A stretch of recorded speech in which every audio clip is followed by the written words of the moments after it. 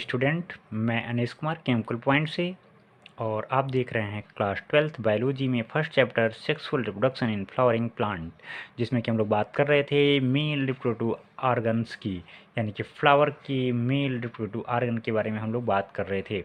तो लास्ट वाली जो वीडियो हुई थी उसमें हमने आपको स्ट्रक्चर ऑफ पॉलन ग्रेन बताया था कि स्ट्रक्चर ऑफ पॉलन ग्रेन क्या होता है।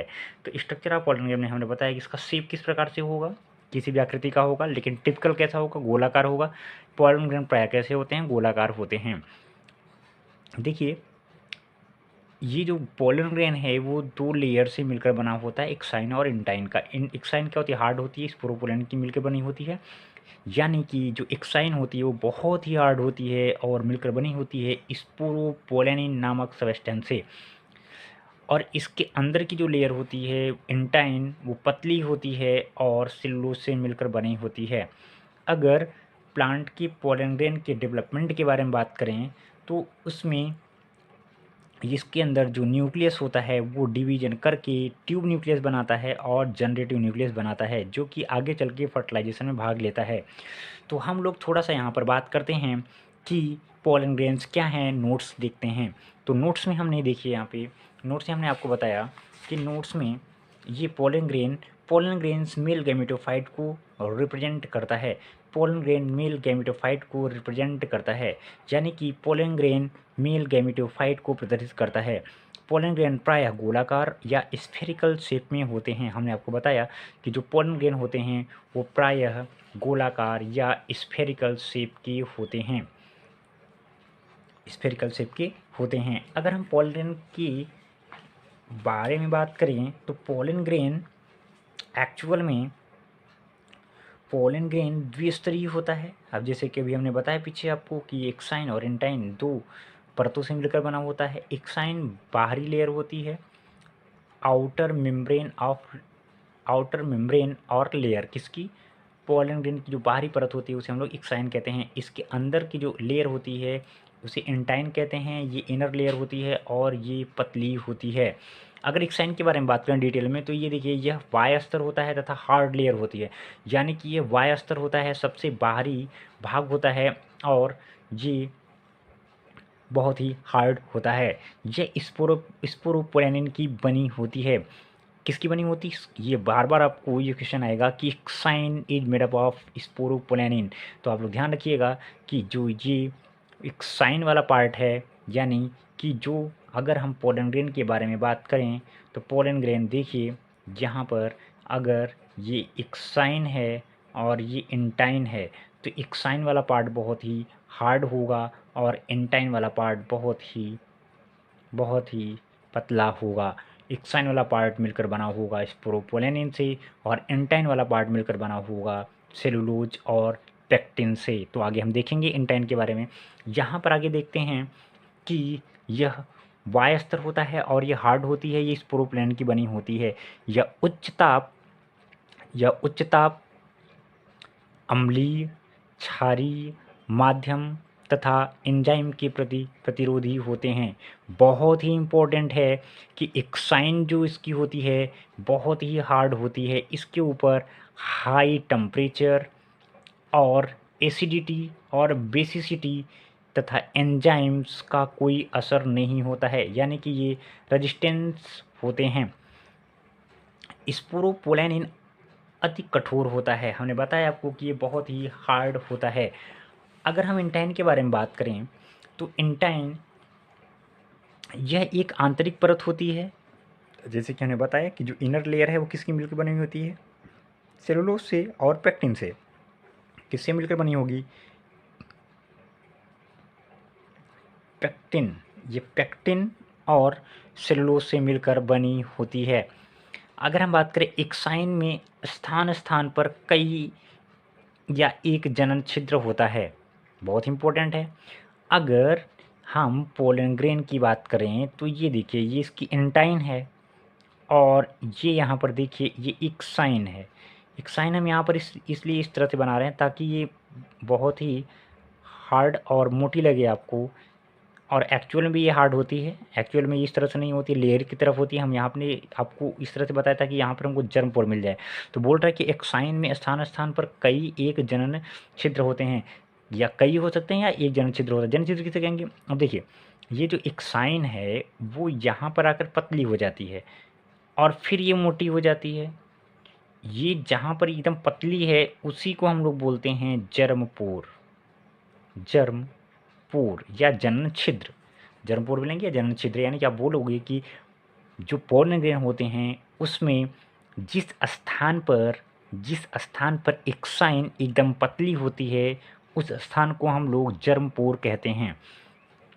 पोलन ग्रेन का कोशिका द्रव्य या प्लाज्मा मेम्ब्रेन से घिरा होता है। पोलन का जो पोलन के अंदर जो मटेरियल पाया जाता है वो किसके द्वारा घिरा होता है?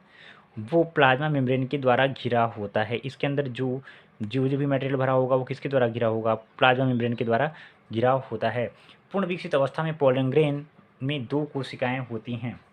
अगर पूर्ण विकसित अवस्था देखा जाए, अब हम आपको बताते हैं कि किस प्रकार से इसका विकास होता है, पोलन ग्रेन का विकास किस प्रकार से होता है। अभी तो आप देखिए कि पोलन ग्रेन इस प्रकार से है और वो रिलीज हो जाता है एटमॉस्फेयर में और किसी न किसी माध्यम से उसको स्टिग्मा तक पहुंचाया जाता है और प्रोसेस होती है हमारी फर्टिलाइजेशन या पॉलिनेशन की।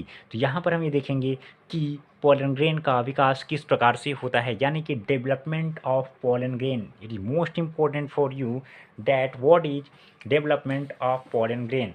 तो अभी देखिए डेवलपमेंट ऑफ पोलन ग्रेन कैसा है। अभी तक इसके पहले हम जो पढ़ रहे थे वो था डेवलपमेंट ऑफ एंथर, यानी कि एंथर का निर्माण किस प्रकार से होता है। तो एंथर के निर्माण में हमने आपको बताया, देखिए ये आपका एंथर है, ये फ्लावर से लगा होता है। अगर सेक्शन कट करेंगे तो इसमें 4 चैम्बर मिलते हैं जो कि कनेक्टिंग के द्वारा जुड़े होते हैं। चारों चैम्बर में माइक्रोस्पोर्स या पोलन का निर्माण होता है, फिर ये फ्री हो जाते हैं। ये पोलन ग्रेन्स हैं और फ्री अवस्था में हैं, लेकिन इनका आगे विकास होता है। तो हमने आपको बता दिया था कि पोलन का विकास किस प्रकार से होता है कि एपिडर्मिस होती है स्टार्टिंग फेज में और मेस्टमेटिक सेल होती हैं जो कि डिवीजन के द्वारा बाद में चल करके कंडक्टिंग स्टैंड का बनाती हैं, कंडक्टिंग स्टैंड बनाती हैं और साथ में ये इस माइक्रोस्पोर मदर सेल का निर्माण करती हैं। माइक्रोस्पोर मदर सेल जो है आगे चल करके पोलन ग्रेन में परिवर्तित हो जाती हैं, जिसे कि टैपेटम के द्वारा न्यूट्रिशन प्रदान किया जाता है। हमने आपको बताया था कि टैपेटम मल्टी न्यूक्लिएटेड होता है और ये बहुत ही इम्पोर्टेंट है पोलन ग्रेन के डेवलपमेंट के लिए।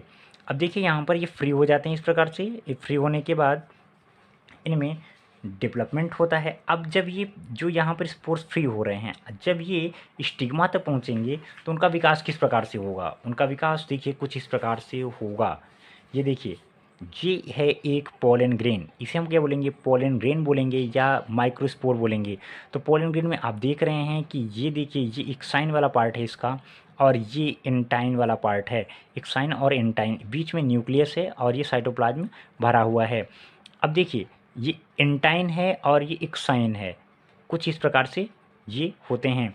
तो अब देखिए यहाँ पर जो जगह जगह ये पतली है, जहाँ जहाँ ये पतली है उसी को हम लोग क्या बोलेंगे? जर्मपोर बोलेंगे। स्टार्टिंग में क्या होता है कि जब ये डेवलपमेंट इसका होना होता है, यानी कि जब ये पहुंच जाता है, कहाँ पहुंच जाता है? स्टिग्मा के ऊपर।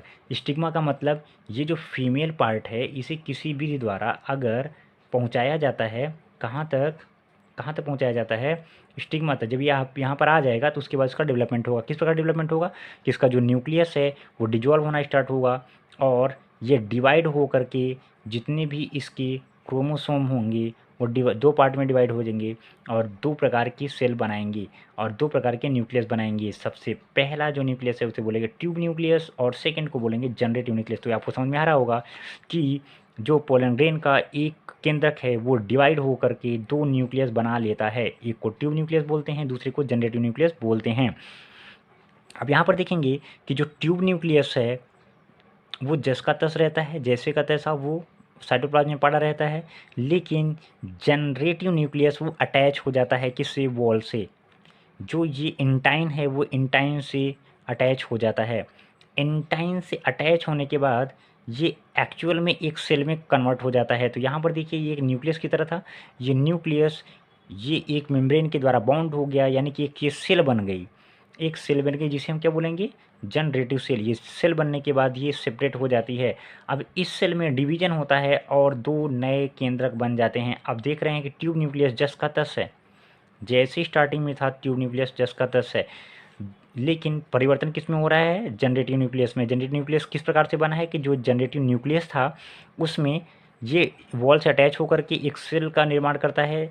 इस सेल में डिवीजन के द्वारा दो न्यूक्लियस बन जाते हैं, जिसे हम लोग जनरेटिव न्यूक्लियस बोलेंगे।